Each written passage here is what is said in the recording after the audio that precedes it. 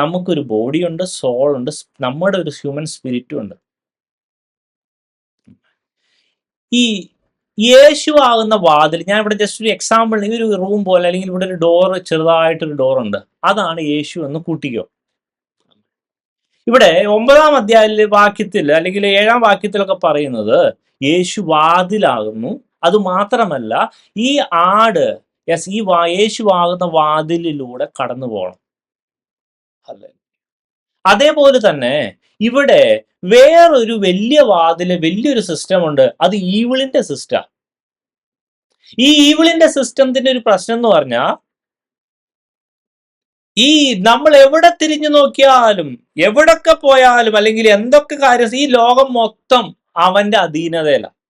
സർവ്വലോകവും, സർവ കോസ്മോസിസും, അതാണ് correct Greek word, ദുഷ്ടന്റെ അധീനതയില.